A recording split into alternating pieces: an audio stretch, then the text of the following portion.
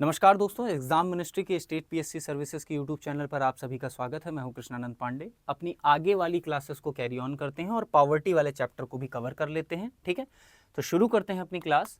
सिद्धि test series के तहत आपको सारी टेस्ट सीरीज करवा दी गई। उसके बाद अभी आपकी 7 तारीख को आपकी लास्ट टेस्ट सीरीज थी, ताकि आप बिल्कुल पूरी तरीके से तैयार रहें। कुछ खास आप सभी के लिए हमने प्लान कर रखा है, जिसकी आपको बहुत जल्दी सूचना दे दी जाएगी। बात करते हैं अपनी अगले उसकी। तो इसमें देखिए, भारत में गरीबी को परिभाषित किस प्रकार से किया गया।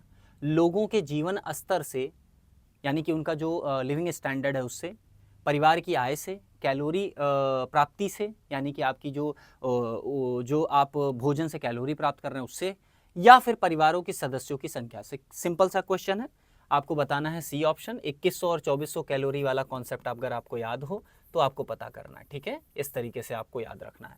तो हमारे यहाँ गरीबी को इस तरीके से कि भोजन से जोड़ करके देखा गया है कि आप भोजन जो है, यानी कि कहते हैं ना, 2 वक्त की रोटी भी नहीं खा पा रहे हैं, इतने गरीब हैं।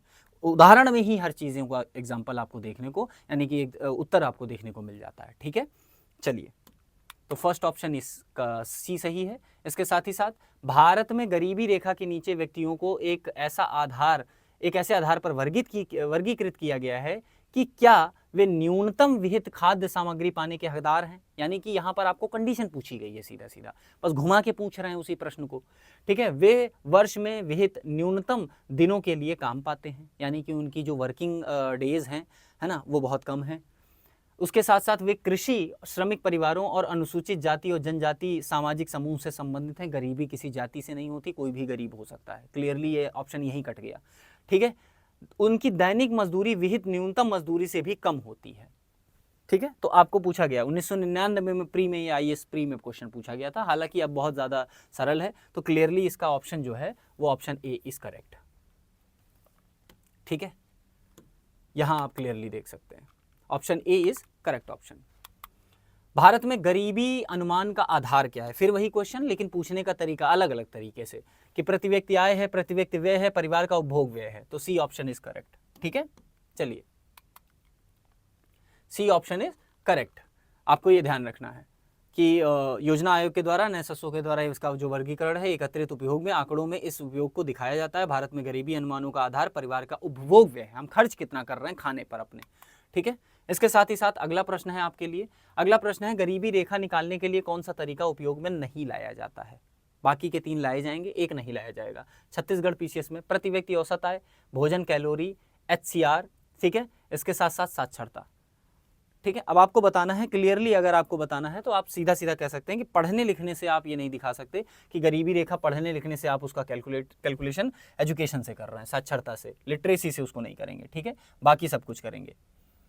चलिए, यहाँ पर आप देख लीजिए, इसका उत्तर डी है। गरीबी रेखा का आकलन साक्षरता के उपयोग नहीं किया जाता है, जबकि उपयुक्त प्रश्न में प्रदत्त अन्य सभी विकल्प उपयोग के लिए किए जाते हैं।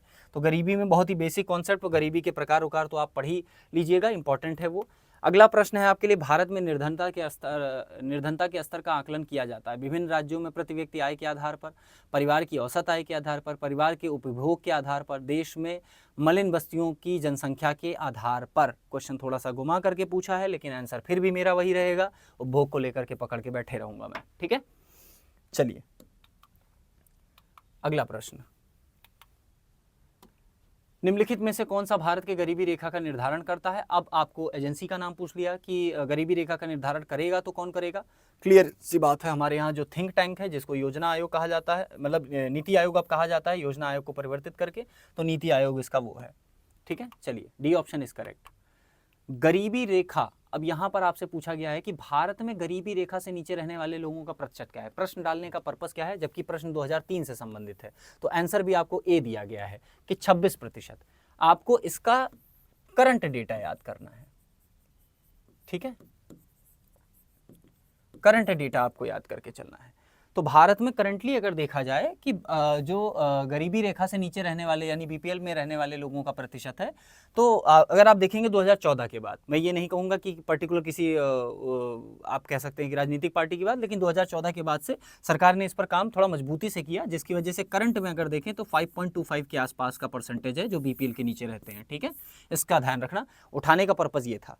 क्वेश्चन उठाने का पर्पज़ ये था कि डेटा भले कभी का दे रखा हो लेकिन करंट टाइम का डेटा जरूर पूछ सकते हैं, क्योंकि योजना अगर ये सब चीज़ें पढ़ रहे हो, आपने इकोनॉमिक सर्वे पढ़ा है सही तरीके से, तो आप सारी चीज़ों को कैलकुलेट करके आप डेटा मुख्य डेटा तो आपको पता होने चाहिए। ठीक है। सार्वजनिक वितरण प्रणाली पीडीएस सिस्टम का लक्ष्य क्या होता है, उसका उद्देश्य क्या होता है कि क्या चीज़ प्राप्ति करनी है हमें? गरीबों को खाद्य सुरक्षा उपलब्ध कराना, जमाखोरी और कालाबाजारी को रोकना, व्यापारियों द्वारा अधिक मूल्य लिए जाने से रोकना, या उपयुक्त सभी आपको बताना है कि करेक्ट ऑप्शन इसका क्या होगा। तो आपको पता है कि करेक्ट ऑप्शन बताने की जरूरत नहीं है। पीडीएस सिस्टम सिंपल सा है कि सरकार क्या करती है, न्यूनतम दरों पर जो लोग गरीब हैं, गरीबी हटाने के लिए न्यूनतम दरों पर बीपीएल धारकों को ये अनाज देती है। करेक्ट ऑप्शन है। जमाखोरी और कालाबाजारी, ज़्यादा वो ना हो सके, स्टॉक जमा कर लें जिससे क्या हो, होल्ड करके बैठ जाएंगे, होल्ड करके बैठ जाए। प्याज टमाटर में आप देखने को मिलता है, प्याज में क्या होता है, होल्ड करके बैठ जाते हैं, होल्ड करके बैठ गए, सप्लाई मार्केट में है नहीं, डिमांड ऑलरेडी हाई हो गई, सप्लाई अगर नीचे गिरी, डिमांड हाई हो गई तो प्राइजेस भी भाग जाएंगे। बात समझ में आ गई।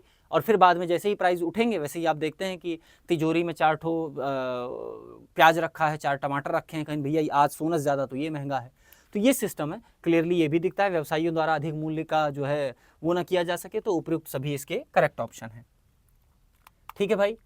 तो ये आपकी इंपॉर्टेंट गरीबी से संबंधित, हालांकि गरीबी में और भी बहुत सारे टॉपिक, जैसे गरीबी के प्रकार यहाँ पर मैं बता दे रहा हूँ। अगर आपके पास, चूंकि मैं मान के चल रहा हूँ कि डेटा आप पढ़ रहे हैं, तो डेटा में आपको पढ़ना है कि जो गरीबी है वो शहर और गांव, ये दोनों के दोनों आपको पढ़ने हैं राष्ट्रीय स्तर पर और राज्य स्तर पर। इसके साथ ही साथ डेटा पढ़ना है। गरीबी के प्रकार जरूर पढ़ लीजिएगा, कॉन्सेप्चुअल क्वेश्चन उठा के पूछ लिया तो दिक्कत हो जाएगी। ठीक है। और इसमें गलती बिल्कुल नहीं होनी चाहिए कि अगर कहीं गरीबी का प्रकार पूछ लिया। ठीक है। इसके साथ साथ गरीबी का प्रकार समझ रहे हैं ना, सापेक्ष और निरपेक्ष गरीबी, तो वो आपको पढ़ना है। ऐसे ही बेरोजगारी के प्रकार आपको पता होने चाहिए। ठीक है।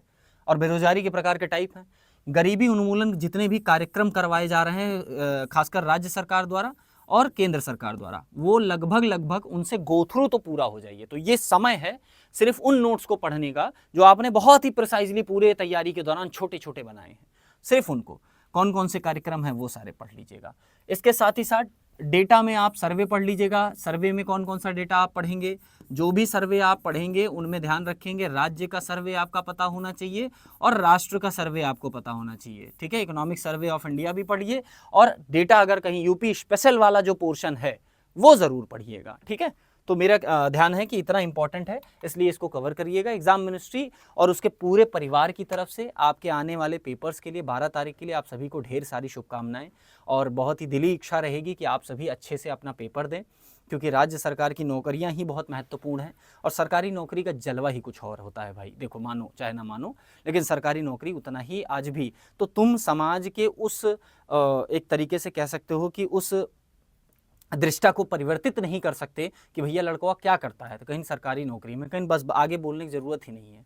वो उस दृष्टा चेंज करने में काफ़ी लंबा समय लगेगा। हालांकि अच्छी बात यह है, आपने समस्या आधी से ज़्यादा सुलझा रखी है, अपने नोट्स सब कुछ कर रखे हैं, तैयार कर रखे होंगे मेरा मानना है। तो आप बस रिवीजन पे फोकस करिए, ज़्यादा से ज़्यादा revision, stick to the schedule, और आपको बस सिंपली क्या करना है, अपने दिमाग को शांत रखना है, फालतू की चीज़ों में नहीं जाना है। ये भी पढ़ लेते हैं, ये भी पढ़ लेते हैं, वो भी पढ़ लेते हैं, सबके चक्कर में कहीं के नहीं रह जाओगे। इसलिए जो पढ़ा है उसको मजबूत करना ही अब आपके पास एक रास्ता है, जो मुझे लगता है कि एक बौद्धिक स्तर जिसका अच्छा होगा, जिस कैंडिडेट का, वो यही काम करेगा। अपने आप को शांत रखेगा, फालतू की चीज़ों में दिमाग नहीं लगाएगा, कोई नया जो है एक्सपेरिमेंट नहीं करेगा, जो पढ़ा है उसको अपने रिवीजन्स को जो एक तरीके से गो थ्रू होगा। आप हमारे स्टेट पीसीएस के जो है टेलीग्राम चैनल से भी ज्वाइन हो सकते हैं। इसके बाद का जो एक तरीके से पुनरावलोकन है उसमें डेटा है, तो डेटा मैं मान के चल रहा हूँ, उसमें आपका टाइम वेस्ट मैं नहीं करूंगा। बस इतना कहूंगा कि आपने जो डेटा इंपॉर्टेंट नोट कर रखे हैं, राज्य का डेटा, साथ ही साथ राज्य के कंपैरिजन का अदर राज्यों के साथ डेटा, और इसके साथ ही साथ राष्ट्र का डेटा, ये डेटा जरूर मेन पढ़ के जाइएगा। भारत में गरीबी, बेरोजगारी, कौन कौन से कार्यक्रम, मुख्य कार्यक्रम, और कौन कौन सी रिसेंट डेवलपमेंट्स आपको देखने को मिली हैं, और या यूं कहें योगी सरकार के द्वारा और कौन कौन सी स्कीम्स जो बहुत महत्वपूर्ण रही हैं वो चलाई गई हैं, शिक्षा के क्षेत्र में, मेडिकल के फील्ड में, डिफेंस के फील्ड में, नौकरियों के फील्ड में, ईज ऑफ डूइंग बिजनेस के फील्ड में, और कुछ आपको जो है एक तरीके से जो सूचकांक हैं, अंतर्राष्ट्रीय सूचकांक है ना, तो उनके बारे में भी, जैसे corruption report, press freedom index report, ये सब बहुत चर्चा का विषय बन जाते हैं कभी कभी, है ना। और हाल ही में हमारे यहाँ प्रेस फ्रीडम को लेकर के आप देखते हैं, अभी उत्तराखंड में एक सीन हुआ है कि अस्पताल के आसपास दारू ज़्यादा दिख रही थी, उसने कवरेज की, अगले दिन उसकी गाड़ी गायब हुई, कुछ दिन बाद गाड़ी मिली, उसके बाद लाश मिली। तो प्रेस फ्रीडम कितनी है उस चीज़ को लेकर के, है ना, तो इसमें बहुत सारी चीज़ें आपको ध्यान देनी है। इसके साथ ही साथ एसडीआई मैंने आपको पिछले वाले लेक्चर में बताया था, वो अच्छे से कवर कर लीजिएगा, ठीक है। तो आई होप कि आप अच्छे से तैयारी कर रहे होंगे, और मेरी आशा है कि आप सभी अपना पेपर बहुत अच्छे से करके आएंगे। आपकी लैंग्वेज में बोलूँ तो आप फोड़ के आने वाले हैं, ठीक है।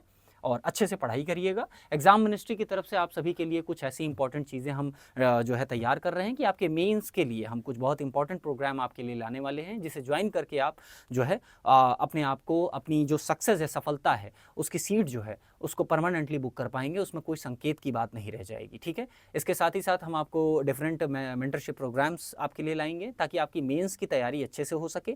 मेंस की तैयारी को फुल फ्लैश तरीके से अगर आपको तैयार करना है तो जुड़े रहिए एग्जाम मिनिस्ट्री के स्टेट पीएससी चैनल के साथ, है ना।